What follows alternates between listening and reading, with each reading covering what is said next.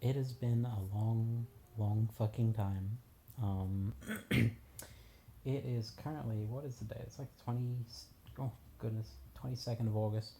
I've been putting this off for a long time because I just haven't been in the right state of mind to do it. Um, so yeah, I'll get straight to the recap of what's happened because this is probably going to be a long one. The last days of Chon Buri sucked. And that's kind of half down to homesickness and half down to the constant unending stomach pain that I had during it. Don't have the water. And I don't mean don't drink the water, I mean like don't do not in any possible way ingest the water. I'm talking like use bottled water to clean your toothbrush. Like like fucking zip your mouth shut when you're in the shower kind of stuff because that water will kill you.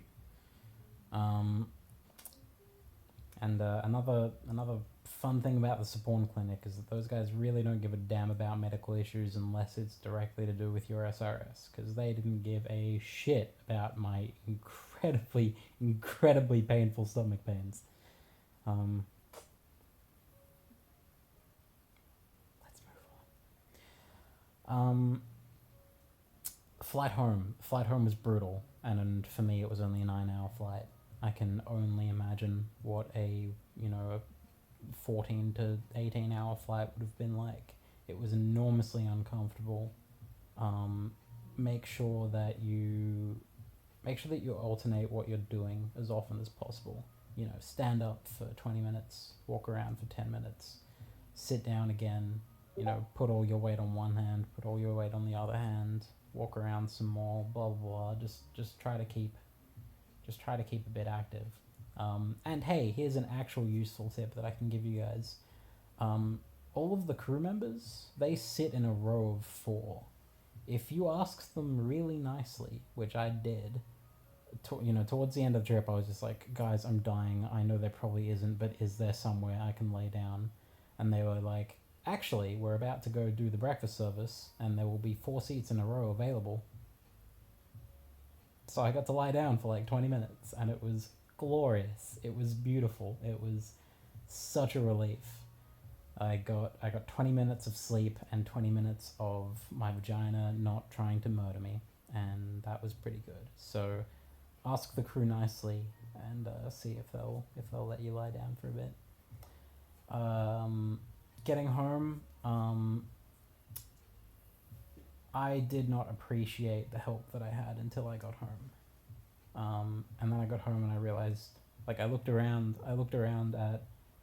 at like all the supplies that I'd given my boyfriend. He's over there. He's trying not to look like he's the most amazing person in the world, which he is. He laid out everything that I'd told him to lay out, and I had everything I needed to just immediately dilate. And yeah, I didn't realize how integral that was until I got home and thought, wait, what if any one of these things wasn't here and I wouldn't be able to dilate and I'd have to catch a taxi to the nearest store? Like, fuck off. That's not happening. So make sure that you have someone at home who can prep stuff for you, or someone with you who can prep stuff on the way back or whatever. Just have some kind of support waiting for you at home. The first dilation, again, keep in mind I only had an 8-hour flight, so it probably wasn't as bad as it could have been. The first dilation back home wasn't that bad. It was probably the toughest dilation, to that point, but not by a huge margin. And yeah, I have since had much harder dilations, which, hey, good point to get onto that.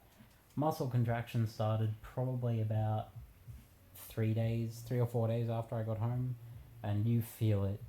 You can literally feel your body just like, well, time to close up this hole. It's been here for way too long. We've decided that it's still a wound, and we're gonna close it up.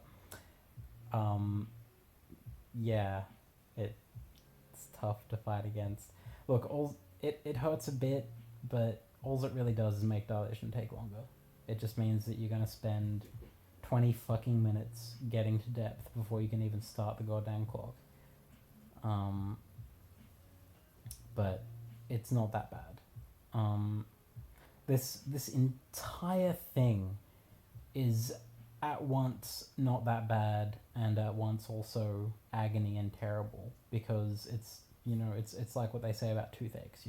It's not the worst pain in the world, but it never goes away. There's no way to stop it. There's no way to relieve it. There's nothing you can do. You're just perpetually sitting at a 5 out of 10 on the pain scale, and a month in, you get real sick of that 5.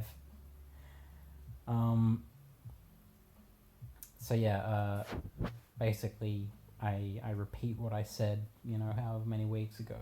It's fucking hard. It's real fucking hard. It's monstrously hard. It's kind of stupid, hilarious, and awe-inspiring just how hard it is, but it's doable. There's no 10s. There's no pain scale 10s. There's none of them. There was that one, like, 8 or whatever, when I already went over that. Let's not go over that again. But there's an 8 in there. But there's no 10s. And the 8 didn't last very long. The 8 lasted, 3 seconds. Pulling a band-aid off.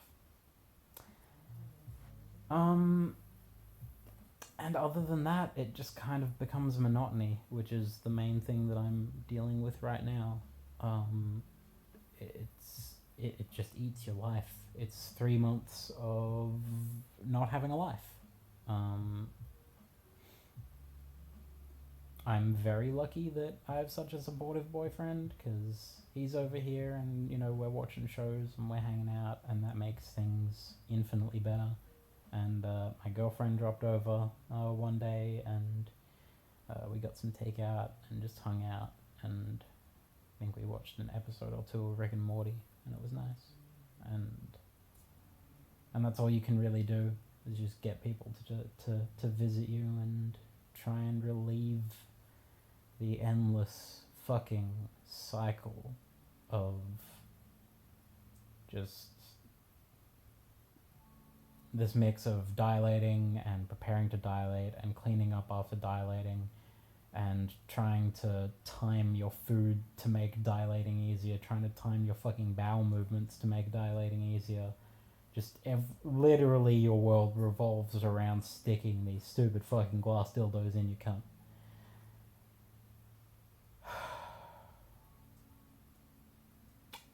And that's about all there is to it.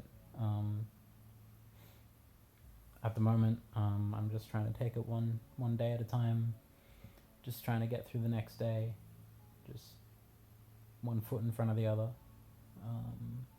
And trying to turn my brain off as much as possible, because one day I will wake up and I will be able to move again. And I don't know when that day is. That's the other thing I wanted to tell you guys. It gets real tempting to try and find a way to quantify progress. And there isn't one. And you will do things like, oh, I'm losing, a stitch a day. That means progress, right? And then you'll stop losing stitches. And you'll be like, oh, I'm not bleeding anymore. That's really good, right? And then all of a sudden you'll bleed a lot. And then you'll stop bleeding, and then you'll bleed again. And then you'll have one day where you literally have no mess whatsoever. Like, you could have gotten away without wearing a pad for the entire day, and the next day you won't. Don't try to look for ways to quantify it, because you'll just wind up making yourself anxious when what you've subconsciously quantified as progress inevitably backfires and makes you feel like you're going backwards. The simple truth is, you're always moving forwards, and there's no way to measure it.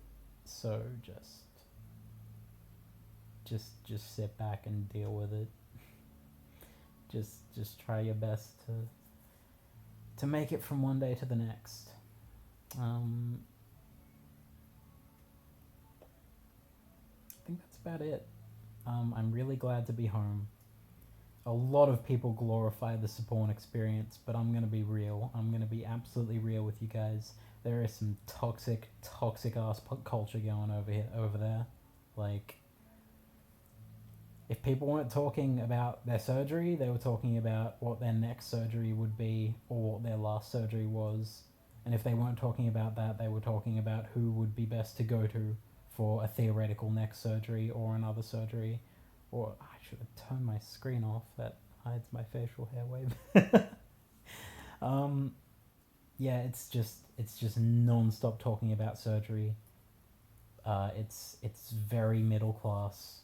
Like, you know, it's very, there's big assumption that you have money. And I mean, if you're at Sapporn, I guess you do have money, but I don't have money. I had money and then I gave it to Dr. Sapporn. Now I don't have money. So that culture is definitely not my culture.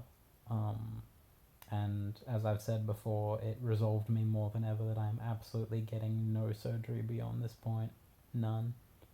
I don't need it. I'm a woman, and no one should feel like they need it, and all of those girls felt like they needed it, and that's really tragic.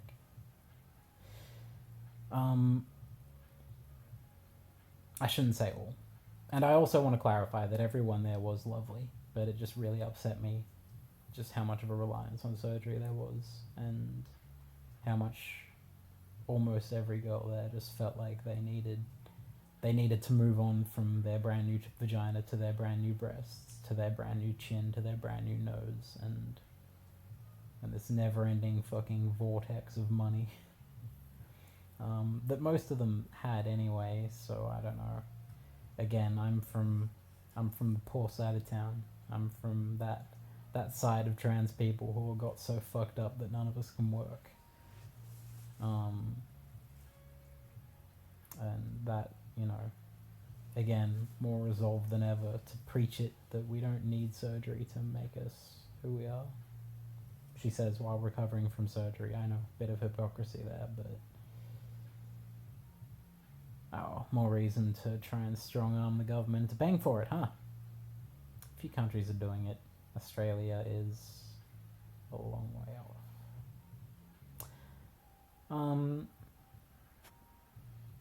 Yeah, that's about it. I'm sorry for the huge delay in the update. Again, I just wasn't in the right space. I'm just trying to put one foot in front of the other. Even updating today was like, I really don't feel up to this, and I'm just kind of hammering it out. I'm just trying to get it out of the way, and hopefully at some point I'll actually feel like making an update that I can put some heart into.